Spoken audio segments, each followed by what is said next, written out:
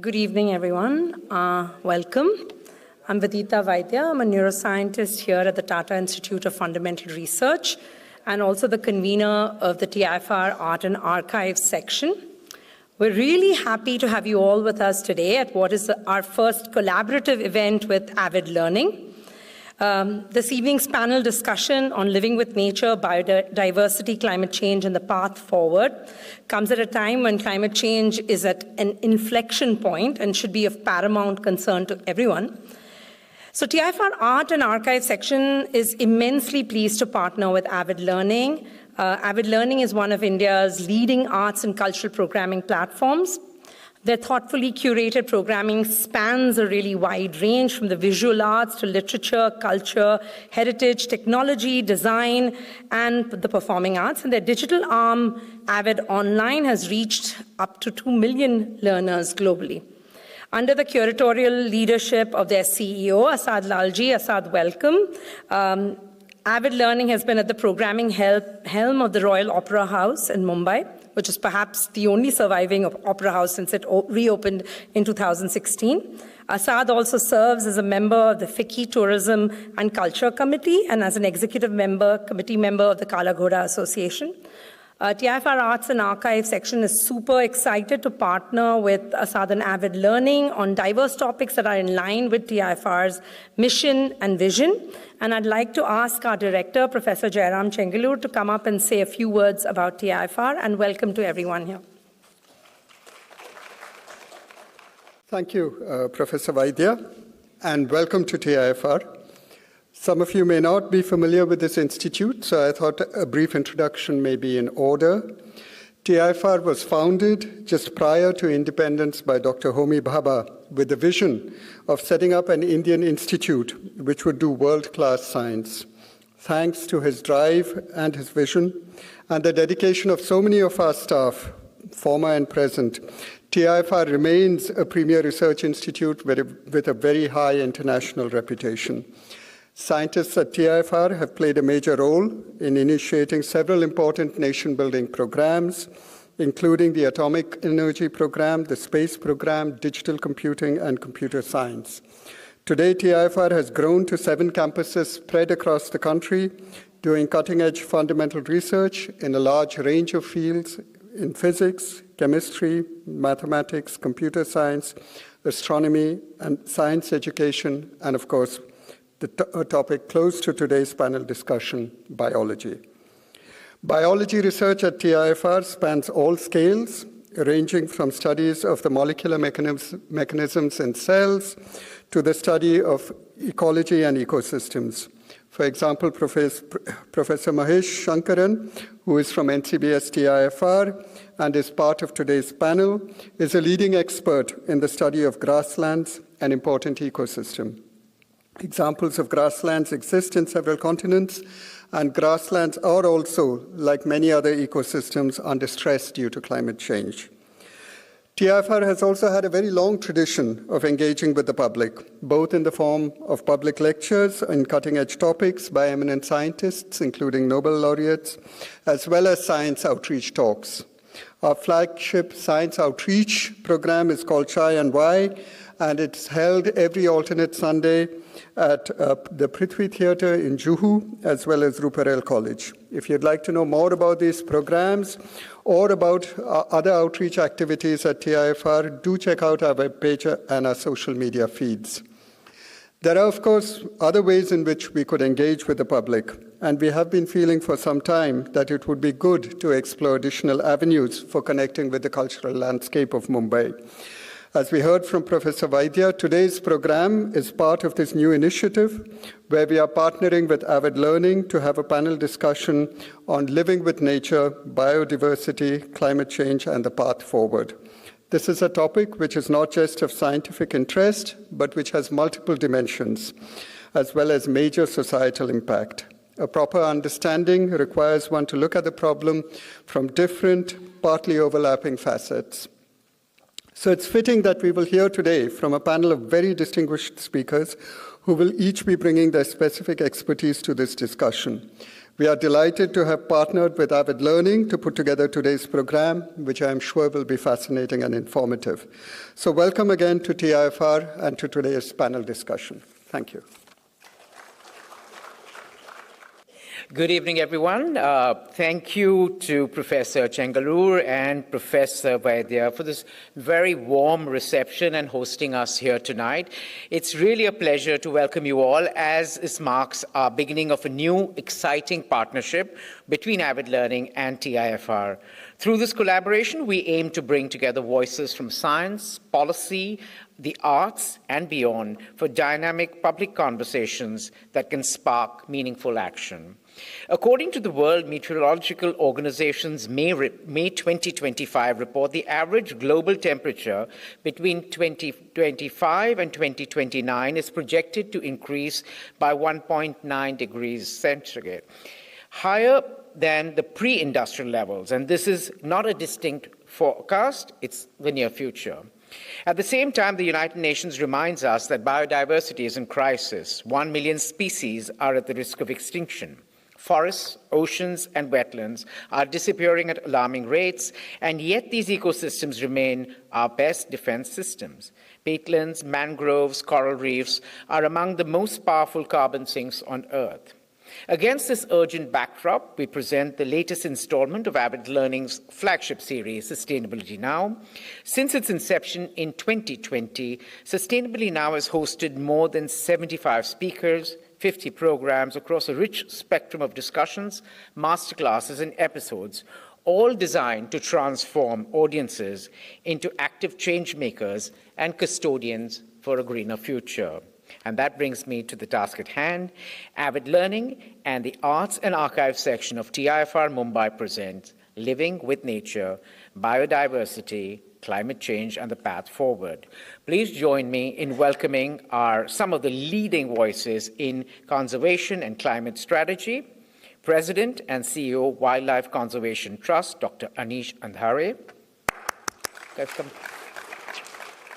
Professor Ecology and Evolution, NCBS-TIFR, Dr. Mahesh Sankaran.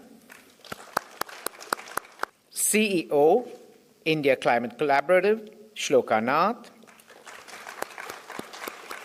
And our moderator for the evening, Executive Director, Climate, the Nand and Jeet Khemka Foundation, Aaran, Patel. Unfortunately, Shaunak Modi could not be with us tonight, but we have a stellar panel. Thank you all for being here, and over to you, Aaran. Thank you. Good evening, everyone, and thank you so much for those very, very thoughtful and generous introductions. Thank you to TIFR and Avid Learning for hosting this conversation this evening. It's a huge pleasure and privilege to be with all of you and with these incredibly eminent speakers from whom I've learned a lot in terms of my own climate and nature journey in the last few years. Walking around this august institute was a reminder about the fact that in a time when we're facing debilitating deluges, disorder globally and on our borders, disinformation, and rapidly mounting disasters, we're all quite desperate. We all want quick fixes, we all want solutions. But being at TIFR and reading about many of the founding values and ideas is a reminder that we need to focus on the fundamentals, on the first principles. We need to be thinking long-term about the range of challenges that we're dealing with. And as Asad alluded to in his remarks, there's a continuum of thinking which should shape some of our conversation this evening. And that continuum exists across mitigation, trying to stop climate change from getting worse, nature, which is both being battered by climate impacts, but is also absolutely central and vital to climate solutions. And then finally, adaptation. How do we deal with the fallouts and challenges of a warming world? Briefly on each of these 3 points, India has a very, very unique moment in history where we're trying to both develop and decarbonize at the same time. Something like this hasn't been done before. We have 1/6 of humanity. We've barely contributed in terms of historical emissions. And yet here we are, needing that carbon space to grow, emitting about 2.5 gigatons a year, which is, makes us the third largest emitter in the world. And yet rapidly moving away from that paradigm where we, tell those folks in the global north, we need the carbon space to grow, you've created the problem. Rather, India now wants to be part of actually creating many of the solutions as well. On nature, we know that nature is an absolutely essential ally in this effort. From the snow line to the sea line, we have this incredible range of habitats in our country. They draw down carbon, they help stabilize local environments, hopefully prevent disasters when looked after. But unfortunately, as we can see, the foothills are weeping. Punjab is inundated.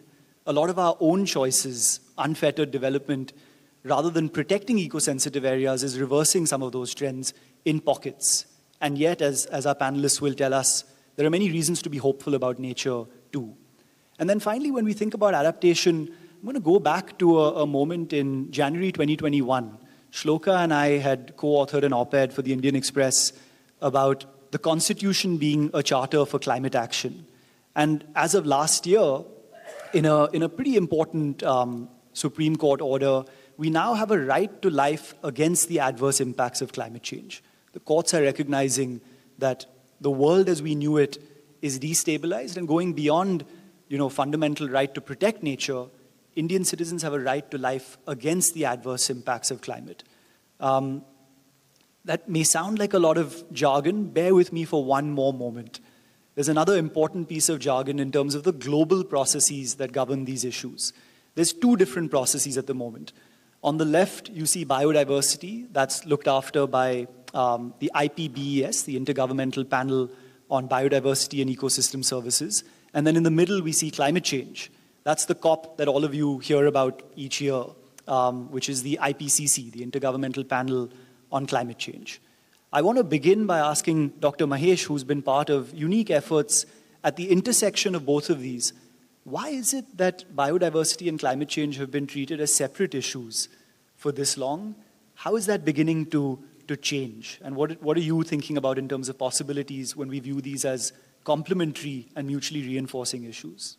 So first off, thanks to the organizers for inviting me and asking me to be here. It's really wonderful to be a part of this August panel. Right, so coming to the question that you posed, I think it's really unfortunate that climate and biodiversity have been viewed as two separate entities in the policy sphere for the longest time, right? And with biodiversity often getting the short shrift, the IPCC, for example, which deals with issues relating to climate, is on its 7th assessment and has been around for a long time. It got traction early on following the Rio summit, whereas the IPBES, which deals more with issues relating to biodiversity, has only come into its own in the last decade or so. And I think there may be two reasons for this. One, at least, but there are probably more, but what come to mind for me is climate is a large-scale phenomenon, so, it happens at global scales, regional scales, whereas issues relating to legislation of biodiversity usually take place at smaller scales, nations, states, and so on. And, so people emitting, fossil fuel emissions in the US or Europe impact, us living here and vice versa. But any decisions made in terms of the Endangered Species Protection Act in the US does not impact, us here in India as much. So there has been a need for greater coordination amongst the climate scientists, but unfortunately, until now, the biodiversity people have not engaged other than, transboundary protection or CITES or something like that. And the other point that comes to mind, I think, is for policymakers and also politicians, they prioritize climate-related issues, so things like droughts and floods, which have immediate impact over the slow erosion of biodiversity, right? So it's not the tiger in the room. So, and I think that's unfortunate because what it has resulted in is a whole bunch of climate solutions that have disregarded biodiversity. And more often than not, it has come at the cost of biodiversity. So things like clearing up large-scale swaths of land for bioenergy or converting grasslands to solar farms and so on and so forth. And I think, that has been one of the major issues that have come about it. But now we know there's a great recognition that, biodiversity and climate are intimately linked, and we cannot solve climate issues while ignoring biodiversity. And we need to consider both, and there's a need for critical win-win solutions that actually take both biodiversity and climate into account. So we can't, going forward, that's what we need to be doing. Thank you, Dr. Mahesh. Shloka, I'd love to turn to you. You lead the India Climate Collaborative, a very unique effort at trying to mobilize next generation of Indian philanthropists, trying to mobilize resources towards many of these crucial interlinked issues. If we think about what Dr. Mahesh has set out in terms of, the global interlinked nature of these issues, but then zoom into India, how have you seen the narrative around our climate and development story historically? And how is it beginning to shift at the moment? You work so closely with leading Indian philanthropists, with India Inc. How are things beginning to change in terms of our interlinked climate and development story? It's a great question, and thank you so much for having me here. This is such a beautiful campus. It's a delight. Thank you, Asad and the Avid team, and of course to TIFR. Great question, Aaran. I love how you've given me sort of the biggest one to start with and chew into, but I'll try.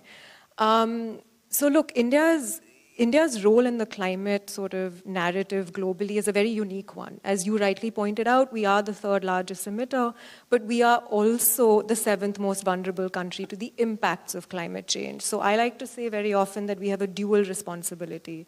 We have to decarbonize while we develop. And that is a very unique challenge, not just for India, but for many emerging economies in the global south. Along with that, India's trajectory when it comes to its narrative around climate has evolved quite significantly. So initially, of course, it was very defensive. The position was really, if we didn't cause it, why should we pay for it? So that issue around emissions equity was a very fundamental position that we stood on for a long time. But of course, what that did was it separated the development story from the climate one, and it siloed them completely. What has changed significantly today is that climate is now very much seen as integrated with development. So it has been reframed as an opportunity for India. So the renewable energy story, it's no longer about climate policy, it's now industrial strategy. Similarly, if you think about aspects like the International Solar Alliance that India developed. We host it currently. We have moved from a foreign aid recipient to actually an agenda setter. And that really is what the government is hoping to do, is lead on this front, not just for India, but for the rest of the emerging world. What I believe, though, is the real evolution where we are today, the cusp of that, is not the clean energy revolution. It is actually this integration of resilience and ecological security into the development narrative. The recognition that, as you rightly said, Mahesh, biodiversity is infrastructure. It is as important as our roads, our bridges, our power grids. How are we integrating this into how India chooses to develop? That is going to be a fundamental question that we have to solve for going forward. The second aspect that is really interesting is that for businesses today, climate resilience has become as critical a strategy as compliance. In fact, it's no longer seen as a compliance risk or a set of risk disclosures that you had to put into sustainability reports. Today, businesses are realizing that if they don't account for climate change, they are facing loss in terms of continuity of operations, in terms of an inability to secure their supply chains. They are not even able to protect their workers. So how are we going to deal with this challenge of billions and billions of dollars at stake while trying to develop and progress? That really is the fundamental question before us. Viksit Bharat at 2047 and net zero by 2070, how are we going to integrate these twin challenges? Thanks, Shloka. You've touched upon, I think, a really important issue that we'll come back to in terms of the trade-offs. I think far too often, policy conversations, even our own choices in our cities, end up leaving us in binary, polarized positions. And what we're going to have to do as a country is really delve into trade-offs between many of these complementary and sometimes competing goals. But Dr. Anish, would love to turn to you for a moment because you've had a first-hand view of so many conservation success stories in our country. Quite unique in terms of 1.4 billion mouths to feed, relatively small landmass, and yet we've been able to bring back so many charismatic creatures, quite literally from the brink of extinction. Tell us about some of what you've observed in terms of principles around those, charismatic creature conservation efforts that could apply to how we protect our landscapes more broadly. Again, very important question, and there are a lot of solutions in the strategies that India has already applied in the last 50 years. Starting with Project Tiger. Right now, there is a lot of cynicism. A lot of people say, we've done too much of tiger. How can tiger speak for every other animal? But if you have to go back in time, and if you look at India when it was not yet independent, wildlife was being massacred. Even after the British went from India, they left back a lot of ammunition. And Maharajas, villagers, they went hammer and tongs after wildlife. Some stats, between 1875 and 1925, in 50 years, 150,000 tigers were hunted down. There were 4 Ana and 8 Ana booty on a tiger tail. You got to go and submit a tail, and that means that you have killed a tiger. So from then to post-independence, when we continued the massacre, by the time we reached 1960s, 70s, India had standing ecosystems, and I will move from ecosystems to forests soon, because at that point it was viewed as ecosystems, where there were grasslands, there were mangroves, there were deserts, there were trans-Himalayan mountains, and then you had forests. So at that point, these ecosystems were there, but there was no wildlife left. There are researchers who speak of a place like Nagarhole. Nagarhole is in Karnataka, and it is one of the most successful tiger reserves at this point in time. Scientists who did some transects, tried to survey prey bays, they tell me that a 4-kilometer walk, they would see 2 spotted deer. And now you have about 70 prey animals per square kilometer of Nagarhole. And so Project Tiger was actually a climate mitigation project even before people started talking about climate change. However, it is the most successful conservation program on the planet even today. And India has saved itself from social unrest. And I'm not exaggerating, it is an understatement actually, by saving ecosystems in the name of the tiger. So the charisma of the tiger helped. Going forward, what we have to do is to learn from the success of how it was done, how 18 states that had different types of habitats protected them. Today we have about 54 tiger reserves. Together that area is about just 2.3% of India. And if you add all the protected areas, we are only looking at 5% of India. And there are 1,100 plus protected areas in this country. So you can imagine that despite having a protected area network, which is more robust than most other nations, we are not able to secure the heads of rivers. In Project Tiger, there was a survey done. Nearly 300 rivers either originate from or are fed by tiger-bearing forests.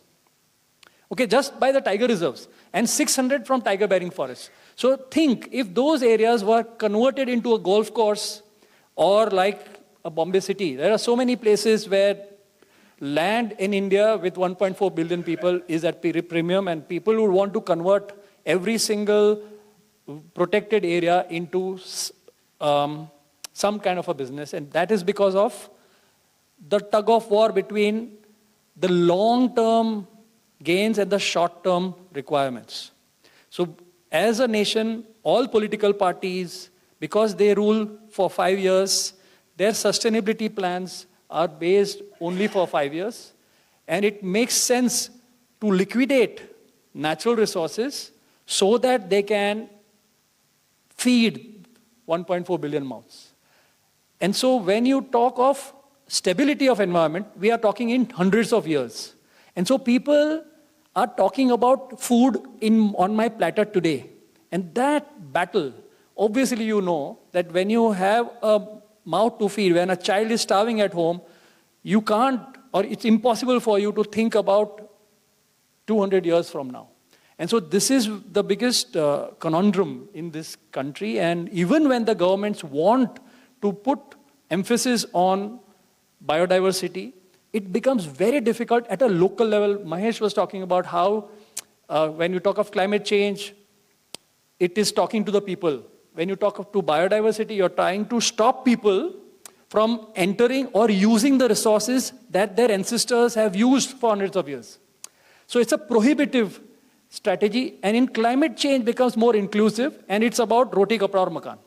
And so this is where the problem lies, and we as conservationists, people who work on science, TIFR like organizations, people who work on fundamental science, we all have to regroup and somehow make these connections more household than it is right now. The discussions happens at COP. Most people don't even know the full form of COP, okay, or IPBES or IPCC. We need to, Tiger, and I was associated with the Tiger program for many years. We started what is called Kids for Tigers in Sanctuary Asia. I know at that point in time, we went to about 250,000 children every year. And the amount of hope, the amount of knowledge, and the way the program was designed, it was designed so that the children will learn from a slideshow, then they will write poems, they will draw, they will sing, then they will go and meet, they'll go on a walk, they will go to meet the chief minister, eventually go to the prime minister from different states. The idea was to let these children know that they don't have to be 18 to take charge of the environment, and basically we were manipulating them because children come bundled with parents, and through children, I couldn't talk to most people in Bombay if I were to ask them to give me 20 minutes of their time so that I can give them gyan on climate or biodiversity. No adult is going to listen to me, but a child will make their fathers and mothers listen. So I think we already know the solutions. How we scale them up and how we make them a household feature is where the future is going to be. Otherwise, we will talk in jargons most of the time, and there'll be a big divide between the person on the ground, which is 60% of India. They're all farmers. 60% of Indians, as I speak, are farming. 85% of those people are subsistence farmers, which means they are dependent on the rain. And when you have such a large, hundreds of millions of people, 800 million people, which is more than population of so many countries, those people cannot understand why a tiger or an elephant has to be protected when they are, every morning that they go out to switch on a water pump, they are being exposed, or even to answer the nature's call, they don't know whether they'll come back alive.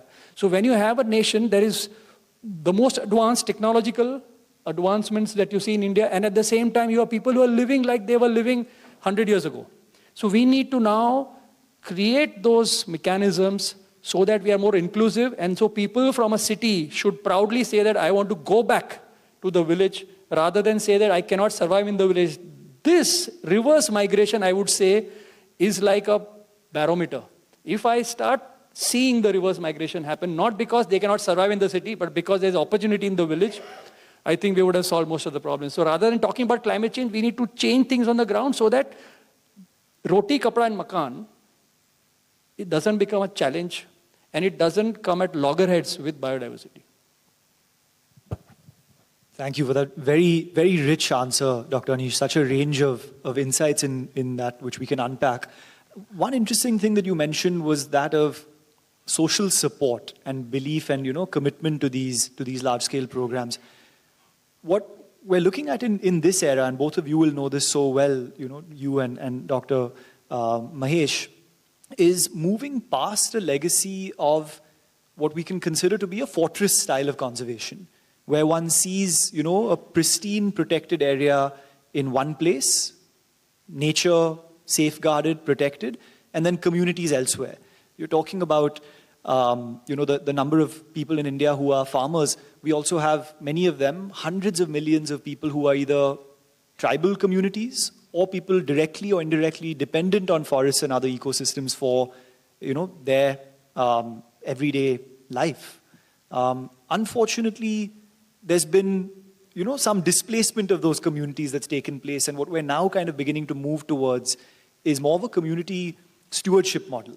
Would be great to hear from you, Dr. Mahesh, about how you're seeing, opportunities for joint ecosystem management, biodiversity committees, other case studies on the ground where these community members who, have much more of a close and intimate connection with the cycles of nature than our city dwellers, how they can be part of these conservation models going forward. Yeah, I think we don't have a choice. I mean, it has to move away from the fortress model to a more inclusive sort of approach towards conservation. Like Anish was saying, we have a little over 5% of the areas that are protected as national parks, and I would agree that they've been really, really successful in protecting a lot of our biodiversity. It's not been without its costs. There have been people displaced from these areas, and rights have not always been settled. All of that. But we cannot increase our protected area network by much more, right? And if you look at most of the wildlife, and again, this is something more along Anish's expertise than mine, most of the wildlife in India, and actually many countries, is actually outside these protected areas. And you're finding them in shared landscapes that are shared with humans. And going ahead, if we want to conserve, this is the frontier of conservation. The frontier of conservation is in these shared landscapes. And actually, India is an amazing country. If you think about any other country with this level of human pressure, there's no chance you'll see as much wildlife as you do, right? You go to Valpara in the middle of these tea estates, there's wildlife everywhere. There's an elephant herd in Andhra Pradesh that I just saw a video about yesterday. I mean, it's there. Some of those elephants have never seen a forest. They're living in a human-dominated landscape, and they have watchers that follow those elephants all day long. But the people, these elephants are living with people, and the people are living with elephants. And we have to look for creative solutions. It has to be an issue of coexistence. This is outside my area of expertise, but I think there are lots of examples where people have shown that, just little changes can go a long way, right? So like somebody was saying somebody was talking to, I forget the area, where there was a lot of conflict with elephants, and all the person said was like, hey, if there were lights at night, it would help a lot, right? People are still very accommodating and very, they like the wildlife. They're accepting of the wildlife, and I'm sure there are lots of creative solutions for coexistence. It's not an area that I'm an expert in. But maybe Anish can talk a little bit more about it. But that's where the future lies. I mean, in these shared landscapes, I think. Yeah. Thank you. Anish, would love for you to both build on that and also address something that we were talking about the other day in terms of, Shloka referred to nature as infrastructure. If only that was the case, right? If only that was how we made our planning decisions across the country. Unfortunately, we often have to, pull linear infrastructure projects through many of these species-rich landscapes. And if you could shed a little bit of light on that as well, in terms of what the next frontier of possibilities are looking like as we build out our road, rail, and various other transportation networks. Very loaded, very difficult. I'll try to answer the far more happy parts of it, which is what Mahesh spoke about. There's a difference in the way I think now. When I started off, I was also a very staunch, protection-oriented kind of a guy who said that we need to, and there were reasons. I mean, I live in Bombay, I know how Sanjay Gandhi National Park is being protected here. If not for protection, it would have gone. Every time I look at Sanjay Gandhi National Park on a Google map, I see some but he has tried to cut some forest area. You go to the film city side and you have so many big colonies coming inside. So when you look at that and you realize that you need a mechanism to, and there should be law and there should be fines and they should be put behind bars. And for that, obviously, you have to talk of protection. But as for decades of work, and then you realize and you go to different places. Over the last 10 years, I see that I have started spending, whenever I have some free time, and I don't have a whole lot of free time, but I do find 3-4 days, and I find myself traveling to the remotest part of the country where some bottom-up conservation success story has happened. Without technology, without any I would say science as such. It is purely because some passionate individual or a passionate community, because of cultural reasons or because of pure business sense, have been able to safeguard. Mahesh spoke that you have declared 1,100 protected areas, yet it's just 5% of India. We say that the forest cover is about 20%, which is 1/5 of India. So only 25% of the so-called forest cover is protected. The remaining 75% is in human-dominated landscapes or multiple-use areas, as we say, where people live with in the ecosystems. Could be grasslands, could be forests, could be up in the mountains in the Himalayas. And the best example is that of West Bengal. West Bengal is one of the poorest states. It is the most dense in terms of human population. And they also love their meat. So up in the mountains, North West Bengal, bird life had been massacred. And as I grew, I used to read articles in magazines on research papers as how certain species have just vanished from the best habitats of those species in just a decade. When I go there now, I see young people taking bird tours. And initially I thought maybe 2 or 3. But once you go there, the beauty is that in a small village or a hamlet, which about 25 families, even 5 are involved in a business which is related to biodiversity, the entire village rallies around those 5 people because they see that they are bringing in money. And species have come back. By the way, West Bengal has more than 900 species of birds, which is more than any other state. India has about 1,300 species, and West Bengal alone has so many different varieties. And it is because suddenly this young generation is either guiding people, taking photographers out, or are taking vehicles out as, they are earning through vehicle hires. And this has happened it's not taken 30 years, it's happened in the last 10 years. Hornbills are back nesting next to a village. Similarly, you go to Maharashtra, and again, this is some habitat that Mahesh works on, grassland habitats. In areas like Bigwan, in areas around Saswad, these are all, on Western Ghats, and Bigwan is slightly away, but there are a lot of laterite plateaus there. In the last few years, villagers have started running bird tours, and bird populations, you can see larks, you can see Montague harriers, all the migratory birds are now becoming a catalyst for conservation. They don't think of it as conservation. So that's what I'm saying. When we talk from stage like this, we talk of these jargons. But at the local level, a simple math is if a living animal can make you earn more money than a dead animal, the species will survive. Forget about charismatic species. Forget about a big species like elephant. I'm not saying, when I say again, through renewable ways, which means I'm not saying kill an elephant, take the tusk, you can earn that way also. But I'm saying if there is recurring, if the income is going to come, people are smart. They know that you cannot kill the hen that gives you the golden egg. And that, I think, is a great turnaround.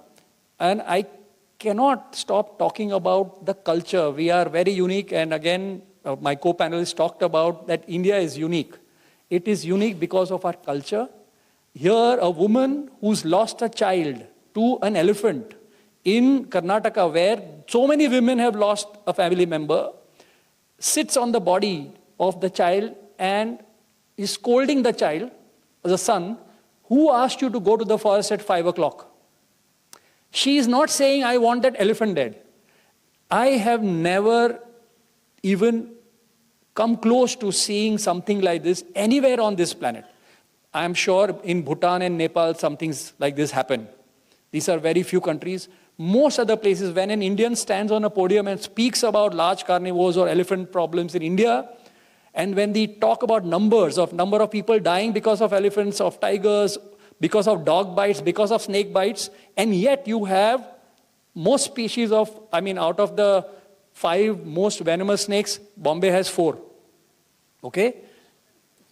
So fact is, so we are very unique, and that culture is, I think, the most important asset that we have, and we need to speak more about it. And when you talk of culture, you automatically talk about communities. So I think biodiversity, everybody understands, not in the way scientists do, but in a way that we were born, we know this call, we don't have a name for this bird, but I know that bird, nowadays I don't hear. And that is good enough. Why do you need to know the name of the bird? As long as you know that these species are your co-inhabitants and they also have a right to live. So I think we need to, rather than looking at guns to protect our biodiversity, which we have done, and it has paid rich dividends, but not anymore. We don't need the gun. We have culture. And so a lot of scientists I see, I am from TIFR, NCBS as well, my master's was from there, and I see that the recent batches, and this was in 2004, but now there are batches, and I see more and more young people who are going out there and doing projects which are more social science based than pure biodiversity research. Because people have started understanding that people in India don't need to be taught, they need to be heard.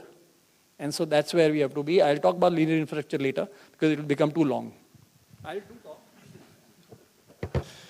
Thank you for that very inspiring answer, touching upon many of the deep spiritual bonds that we have with nature in our country. I want to turn to a related theme in terms of that really scarce form of capital that can enable a lot more. People have lots of different metaphors for how they talk about philanthropy.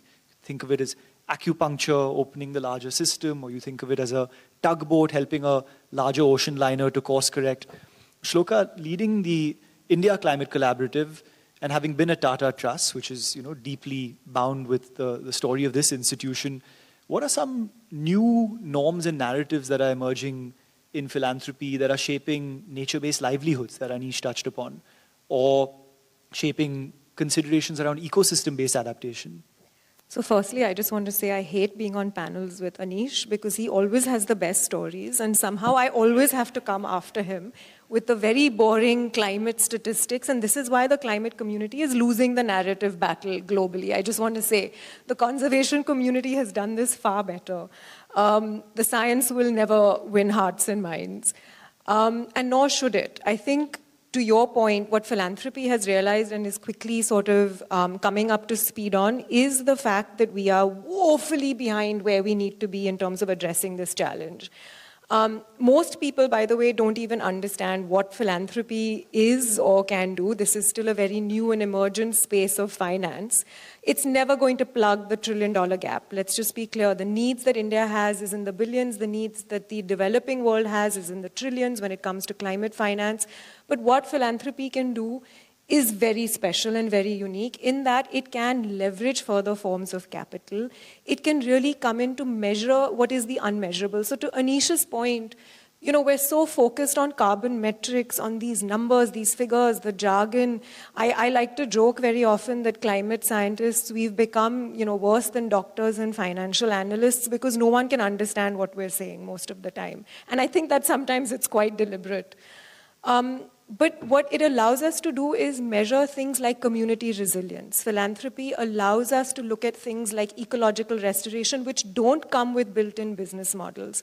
How do you build the case for these pieces of work that will then hopefully go on to become policies, attract markets, bring in private finance, etc.? That is really the role of philanthropy, to be very, very catalytic. The other thing that it does is also de-risk that political risk or private sector risk. So again, you can fund pilots, you can fund research and data, build the evidence bases upon which you can then bring in further forms of capital. To give you an example, the renewable energy market was built on the backs of foundations who came in and give those grants to Terry.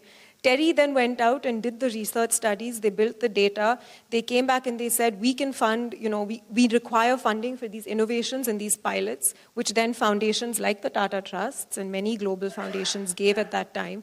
And today, India has the most successful renewable energy market in the world. That is exactly what we need to do for new and emerging sectors like nature-based solutions. We are facing the same crisis today when it comes to the biodiversity collapse all around us. We do not know how to value these ecosystems, and it's not purely monetary. So again, to your point about the farmers and the rural economy sort of really perhaps not even realizing till date how much of a factor nature is in what they do, and becoming more disassociated from it perhaps. I think we've lost that in the cities completely.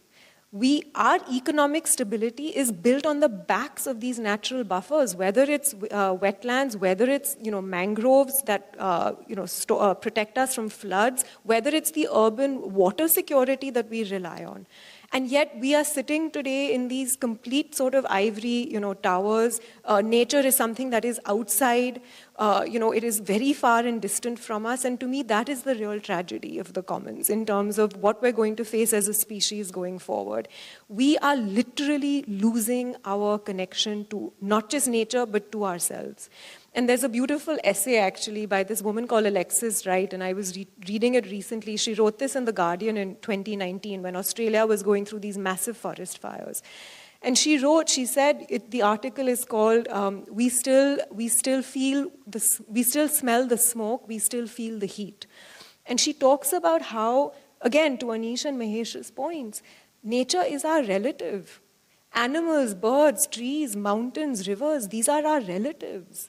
We have to be able to figure out not just coexistence, but how to thrive together. And the climate community, I'm taking full responsibility, has been completely guilty of focusing on gigawatts of carbon over any aspect of community resilience or thinking about ecological restoration. We build massive solar parks, we clear forests, just in the name of sort of, building more renewable energy, not even thinking about the carbon sequestration, but the communities that are being displaced, the wildlife that is being removed. The future has to consist of conjoined solutions. It's not going to work any other way, and that is the role of philanthropy, because there is no other form of capital that will sit there and think about those integrated models of development and build the cases for them, on the backs of which you will then have public and private sector finance that will hopefully follow. Thanks, Shloka. That's incredibly inspiring in terms of a call to action, for the next generation of philanthropists in India to step in and really shape that opportunity.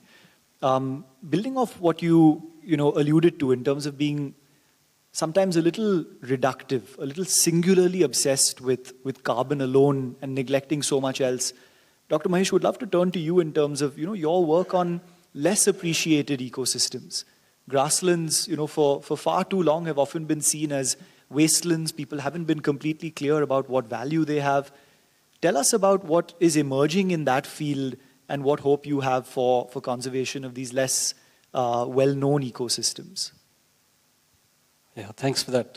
Well, as a grassland and savanna ecologist, I should say it's one of the most disheartening things is watching all of these grassland areas being converted to other land uses under the guise of restoration, climate mitigation, green energy, and so on and so forth. And traditionally, grasslands have been classified as wastelands. There's a whole history behind it with the colonial foresters looking at there are no trees, so there's no economic value for it.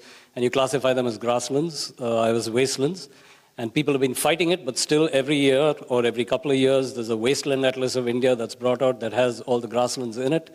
Very few grasslands are actually protected, which makes it easy to just divert them to other land uses. But I think there's also something a little deeper. I don't know. I love grasslands. I love open spaces. But it turns out that many people in the world prefer or see more value in a forested ecosystem than on a grassland. There's something called biome awareness disparity, that they value forests more than grasslands. And so they tend to go and plant trees there just because, I don't understand that. I don't think anybody understands it. But I think it's really tragic because in doing that, you just don't understand or appreciate how amazing these ecosystems are. If you think about grasses evolved 100 million years ago in Gondwana, just as Gondwana was separating. By 65 million years, they were across the globe. They were found in dinosaur coprolites, or fossilized dinosaur poo in India 65 million years ago. By about 30 million years ago, they were starting to spread, but all of these were cool season grasses. And then the warm season grasses, the C4 grasses, came about sometime about 20 million years ago. And still they were just, hanging around in patches. But sometime about 5 to 10 million years ago, there was a sudden explosion where these grasslands, tropical grasslands and savannas, all of them formed within that blink of an eye in geological time. And it's considered one of the greatest, most dramatic cases of biome reorganization in Earth's history, right? And if you think about all of the herbivores, all of them evolved at that time following the evolution of grasses. So if you turn on your National Geographics and you see the Serengeti, all of that has come about because of the evolution of grasses, right? So forests have a lot of trees, a lot of biodiversity, insects and stuff like that, but grasslands is where, I think all the action is. And it's amazing, ancient, unique biodiversity that we are failing to recognize. And what we're doing is we're planting trees in ecosystems that never had trees in the first place, right? And so it's called afforestation, which is different from reforestation. We should be planting trees in areas that had trees in the past, but have been cleared for some reason. But what are we doing? We're planting trees in areas that didn't have trees in the past. And it has many costs associated with it. First, there's a lot of unique biodiversity that's being lost. Second, a lot of pastoralists depend on these lands. And if you think about the pastoral economy in India, it runs into billions of dollars annually from dung and wool and all, dairy products and all of that.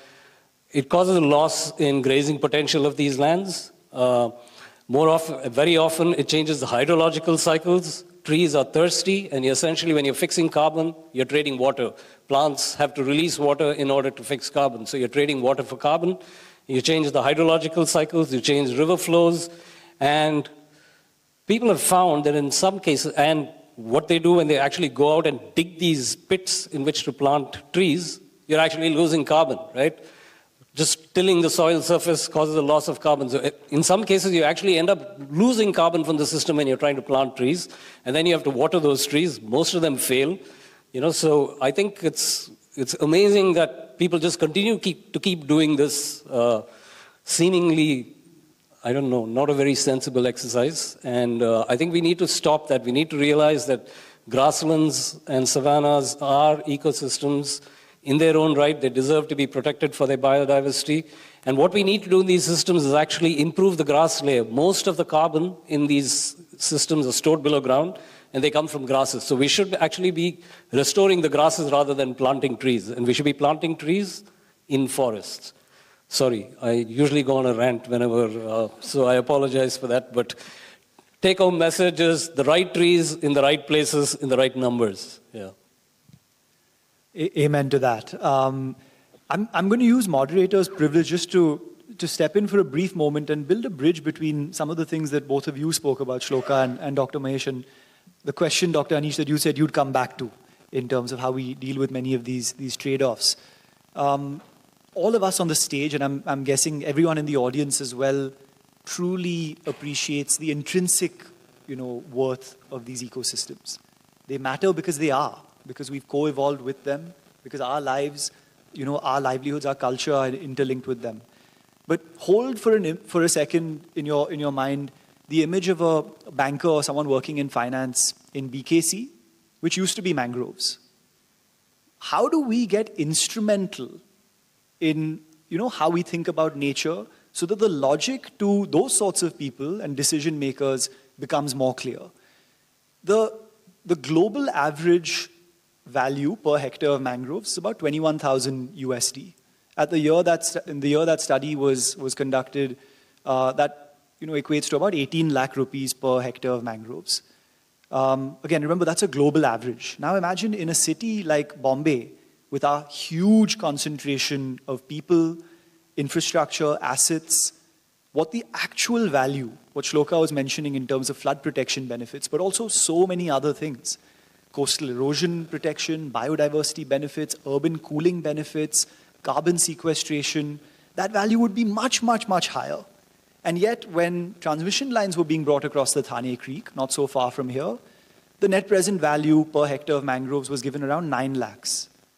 Imagine getting a hectare of land in our city for 9 lakh rupees, and yet that's how we're undervaluing our ecosystems. One thing that I'm involved with right now is a mangrove coalition anchored by one of the Godrej trusts. One of our partners is the Natural Capital Project at Stanford University, and what we're trying to do for those bankers in BKC or people in finance or high-level decision makers is get instrumental. Use a model called INVEST, the integrated valuation of ecosystem services and trade-offs, so that we can arrive at a much more accurate value per hectare of these ecosystems, especially in our cities, where the chance to, as Dr. Mahesh was saying, bring these back is almost non-existent. We have to protect what we have. So in that vein, Dr. Anish, the question of how do we balance many of these trade-offs when planning infrastructure projects? Today in Bombay, it's transmission lines and transportation projects. Down the line, it'll be a desalination project when our reservoirs run dry. But also other types of projects across the country, which often come into conflict with the desire and the need to protect ecosystems. I feel no logical discussion is going to make people think otherwise. Nature itself is now getting back at us. I'm on the MCZMA, which is Maharashtra Coastal Zone Regulation Authority. And we are sanctioning walls, kilometers of walls along Maharashtra as a flood control from the sea. Can you imagine, can the wall ever keep the sea out? But these are requests coming from villagers, because every year they see that seawater is coming and destroying their crops, they're entering their homes, and this is happening all across, right? So the cost for building a wall in the sea is many times more than building a wall on land. Okay, this is not on the sea, but it has to withstand, and you have a seafront here, so how it will be for a village. The cost of that, if you measure the cost, it is so much more than the economy of that village multiplied by 100 years. Okay? Biggest challenge that I think we will, because nature is throwing all of this at us, we will start questioning the very definition of GDP, where we are only looking at exchange of money as an important metric for showing development. The moment we start incorporating the cost of liquidating a mangrove forest or a grassland, the carbon sequestration that happens in the grassland is comparable to the forest. It's not a joke. It's sometimes counterintuitive. People think it's all up, but also on the ground there is so much more. Once we start talking about liquidation and we start talking about the benefits of destroying the forest and do the actual balance sheet, we only see one side of the balance sheet. When we see both sides, automatically businesses will understand. And already, I think, and the catalyst for this is going to be the insurance companies. Nowadays, it is very difficult to get insured. If I was to build a big dam, it is very difficult to get reinsurers also. And that big industry, which is fueling GDPs, are now going bankrupt because of the natural force of nature. The erratic behavior of climate is putting so much of stress on their bank balances, that is going to force these very dangerous, or I would say detrimental businesses to start thinking small, to start decentralizing. I was talking about reverse migration. That can happen through decentralization. That can happen when, if you talk of solar plant, and I was in one of the grasslands, I will not talk about the place location, but I saw 36 megawatt plants coming every few kilometers. I would see that some poles have come in or they are functioning. So there will be some subsidy given and the land is going to be actually taken away from the villager. And most people who suffer, they are in a perpetual set of, like a cycle of debt. So today, for a man in the house, and India is still a very patriarchal society, the brain is with the women, but the decisions are taken by the men. In terms of sustainability, I'm talking about the sustainability side of brain where they want long-term benefits. What happens is when suddenly you are in debt and somebody offers you money, which you have never thought of, you start selling your land. And what happens is there will be a 60-40 divide. 60 people want to sell, 40 don't want to. But because they have sold lands around them, they are forced to sell. And eventually for a 36 megawatt plant, you will remove every single piece of life in I would say quarter of a kilometer, square kilometer. So this is what is happening. So trade-offs is because there is actually no trade-off. There is only one side thing where nature is going to batter us unless we become better than what we were yesterday. We are going to suffer. And I think the GDP part, I think the insurance part, we need to start talking to these companies. And I think businesses are understanding this. Linear infrastructure, we are going to build 44 kilometers of highway or a 4-lane road every single day. Currently, we are building 23 kilometers and 44 is our aim. Most of the roads that are going to be existing in 2050 have not even been built. Not even 50% of them are built, which means India, we know that we are going to build this. The beauty of that, and I'm not a pessimist. So I say that we have to learn from the West. They have already concretized everything. Now they're breaking it. Florida is breaking their dams. France and Germany are decommissioning their nuclear power plants. Okay? And now we are going to build more than 50% of what we have built in the last 100 years in the next 20, 25 years.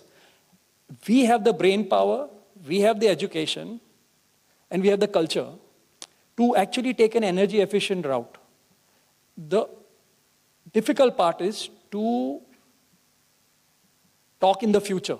Most people want the solution now. So for some reason, if we can rally, and we have the media, we have scientific organizations, we have people who are working on the ground, WRI, a lot of organizations. Once they come together, technologists and conservationists, and I'm talking about biologists, conservation biologists, and the leaders in, I would say, the panchayats, if they come together, the government will listen. Tigers, trees, your wolf doesn't vote.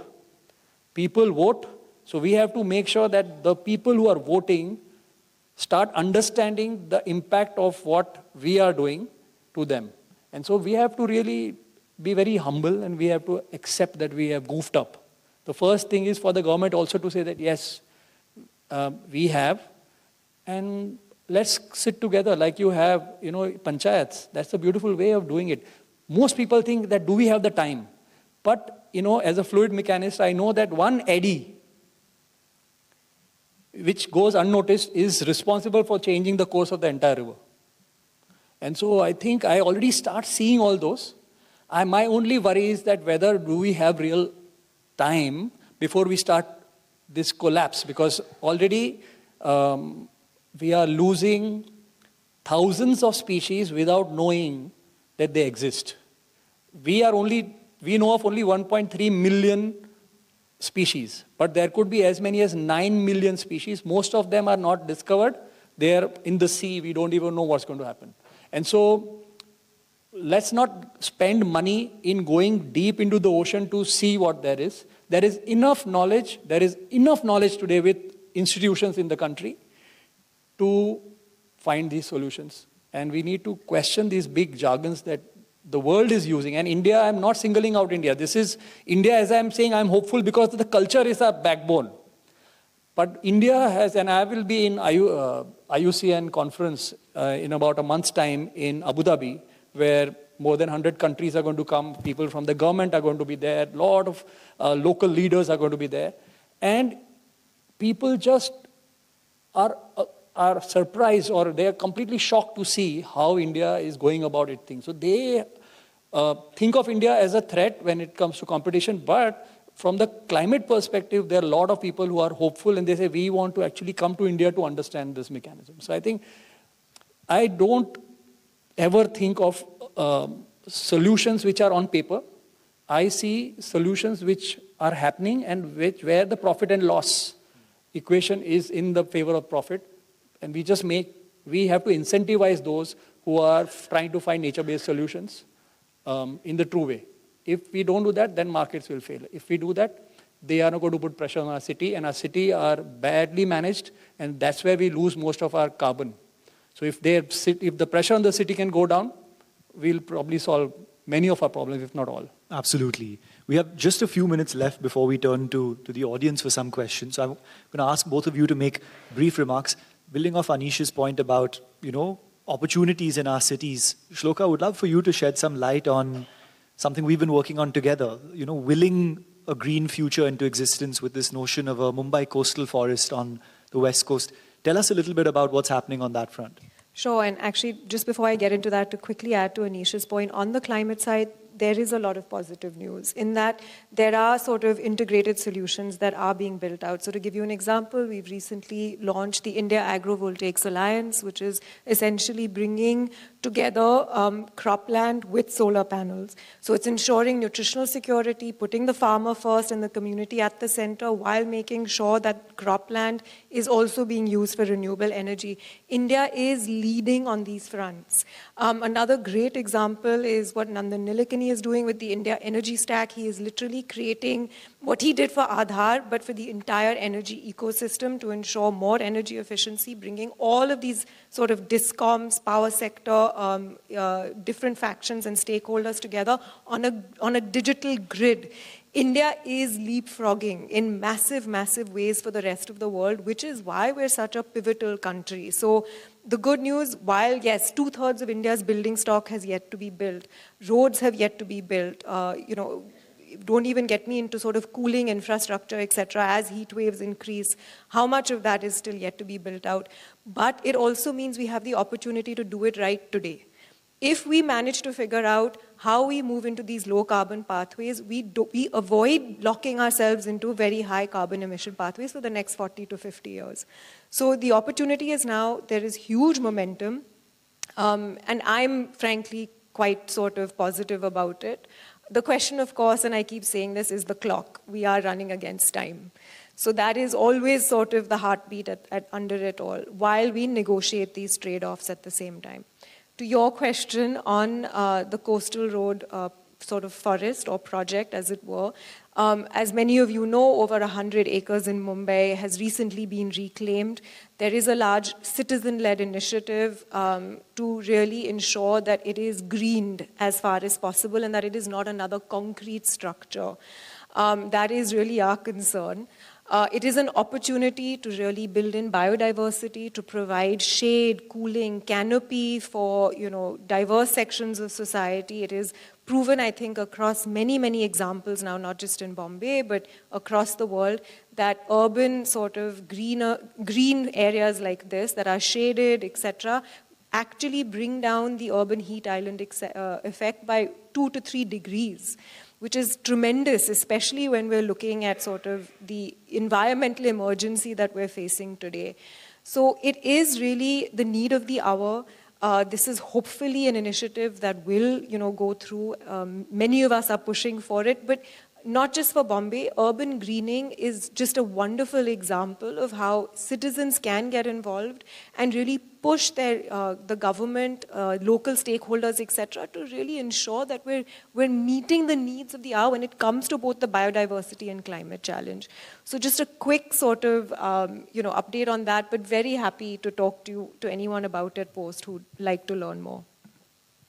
Thank you, Shloka. Would love to turn to you, Dr. Mahesh. The last question, which was a nice kind of connection to hearing from the audience. I'm sure there's a few young people here who are thinking about building careers in this space. What advice would you give to citizens and professionals in this moment who are looking to enter the climate and biodiversity space and spend the rest of their working life on this issue? Right. Well, let me start off by just saying that the landscape of conservation biology and biologists today is fundamentally different from what it was when, we were sort of starting our careers. It was, you could literally count the number of people in with your fingers. It was people of privilege, male-dominated. But now we have so much more, so many more. Not enough. We still need many more people. It's a lot more egalitarian, and more gender equal. And early on, there used to be 2 or 3 institutes where you could get really high-quality education, but I think now there's a lot more institutes that are offering wonderful courses in ecology and conservation that are populated by amazing young early career ecologists and scientists and so on. So I think it's a very positive time. I think we have an amazing, we have it all to get high quality, world-class education here. We don't need to go anywhere, unlike 20 years ago. So I think it's a very positive time for people who are interested in the field. In terms of advice, at the expense of sounding extremely cliched, I think passion, if you're passionate about it, then the rest follows. I mean, it's a field where, successes and victories come about only now and then. So you better be sure that you're enjoying what you're doing on a day-to-day basis. But the other thing I think is very important right now and is an advice for people would be to keep an open mind. I think we need creative solutions that are cross-disciplinary. It's no longer just ecology. It's a socio-economic, political problem. So we need engineering solutions. We need to know about climate. We need to know about food security, hydrology. Social sciences are very important. So I think technology has made amazing advances, so there's amazing opportunities to use technology, AI, all that kind of good stuff. I think it's a very positive time, at least I feel that, we just need more people stepping up to the plate, yeah. And more funds. Philanthropy, maybe. On that bright note, thank you so much to each of you. Would love to turn to some of you in the audience who have questions. Just 2 requests. One, please, keep it brief, and the other, please make sure it ends with a question mark. Thank you. So I think ultimately any solution looks like a compromise, right? I think if you look at all the non-fossil fuel-based solution to generate power to reduce carbon emission, solar, as you said, occupies a lot of space. So what are the options? You put that on a grassland, you put that on a desert, or you have it on water floating. So one can always argue the other ecosystems get impacted. Nuclear has its own problems of what to do with the waste. Hydro has problems of, a lot of area being occupied by water. The other option is coal, which is cheap but emits all CO2. So finally, is there a perfect solution? I don't think. It's all a matter of balance. And my view is that the ESG approach, what the industry is taking, where you look at everything and try to find the balance which is least damaging, seems to be the way people are going. Possibly with time, it will become better because solar, once you generate more electricity with lesser area, possibly all the solutions will come down the line. Thank you for such a wonderful discussion. My name is Riyam and I'm studying in grade 4 at ABWA. Dr. Anish, it was really fun to hear about the Kids for Tigers. Do you think there's anything that children can do towards the environment to help? Just by being here, you are pumping in so much hope in people like us. So Most importantly, you have to motivate the grown-ups because they are becoming cynical. When somebody like your uncle or aunt or somebody says कि ये सब जाने वाला है, तो इसे तो मुझे पैदा क्यों किया था? So we cannot lose hope, right? If we want to have children and if we want to have grandchildren also, then we better take charge of it. So just by being there and being the mirror without injuring their ego, you have to understand, it's all strategic, okay? You can't call the wrong person wrong because otherwise the conversation stops there. So you have to find ways of saying the same thing in a way that that person also doesn't understand but accepts. So first of all that. Second, you do what you want to do and I will make sure that your mother allows you to do what you do. Most things are, children are actually like octopus. Okay? By the time you come out of college, 6 limbs have been chopped off. You have only 2 limbs and now they are all attached to a computer. So you basically can't move. So what you have to see is that your limbs, that you have 8, you should have 10 of them and they can go in different directions. Because only when you do that, like a tiger, when it wants to go from one forest to another, it doesn't take the straight line.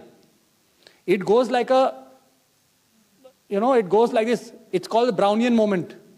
And it goes movements, it goes like that and it reaches. Okay? So parents have to understand that you need to slow down the pace of life of your children. You don't have to make them jack of all. Don't teach them Shamak Davar dance today, singing tomorrow, and some high-tech competition on some quiz, okay? So you tell them that let me think, let me find time to understand what I love. Because the good thing about all of us is that we are doing what we love to do. And if you heard him say, he said that in this battle of conservation, you lose most of your battles, right? But if you're passionate, then you can live through them and you will see success one day. It's a long answer, but I'm very happy you came. And you are, Kids for Tigers is not feed kids to tigers, okay? Kids for Tigers is get all the kids together so that they can protect the tiger. Also, do you think there's anything AI can do to help? AI is a tool like your software. Unless you know what you want, AI cannot help you.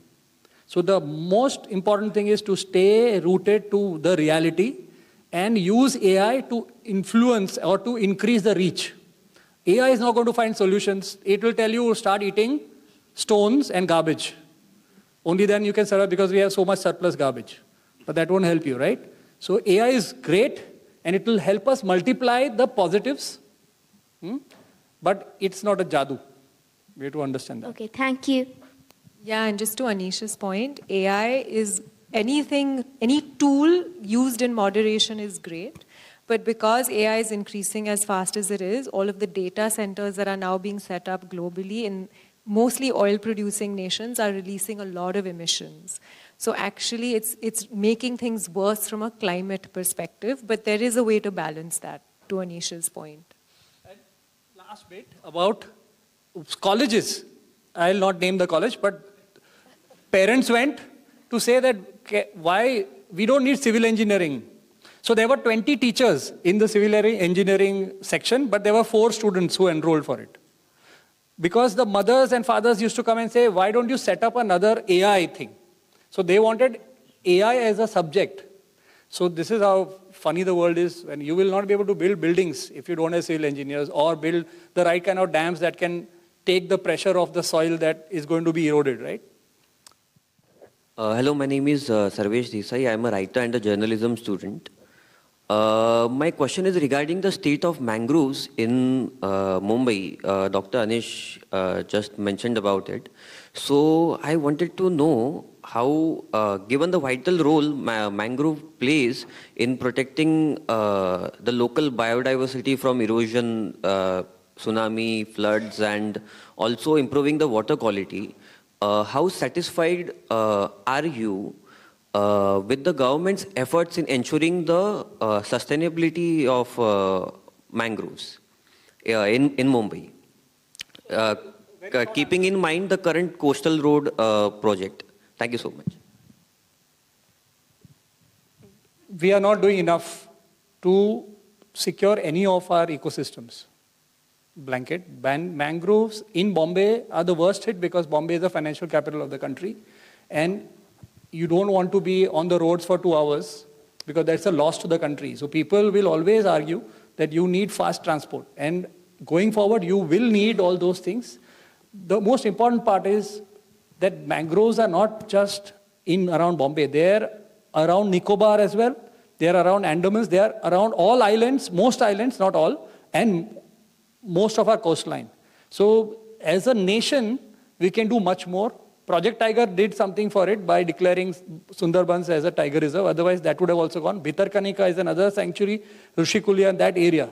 So definitely some amount of protection will happen. But in Bombay, if you talk of profit and loss, as he had already spoken about the cost of 1 hectare of mangrove land, it is never going to make economic sense to protect. So there will always be more pressure, but civil society pressure is the one that will save mangroves. Scientists and policymakers will not. I have 2 questions. So recently in a high court, somebody had filed a petition for carrying capacity. So carrying capacity sounds like a jargon. Simplifying for it, it is when you stop development in a place by a sanction, which is called carrying capacity, because this zone is very prone to earthquakes and that. So do you think this carrying capacity agenda is very scrupulous, or it would create more controversy? First question. And the second question is, as a student of sociology at Sorbonne, it becomes very important to ask that should there be more fiction or non-fiction based on environmental conservation problems? Like, what would you prefer?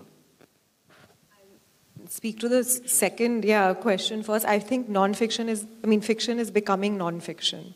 So we're living in a world where all of the sort of things we thought were disasters maybe 40, 50 years ago are actually starting to take place, where once in a 100-year event is now something that we have to prepare for every summer. So I think the word that it's quietly sort of melding together already.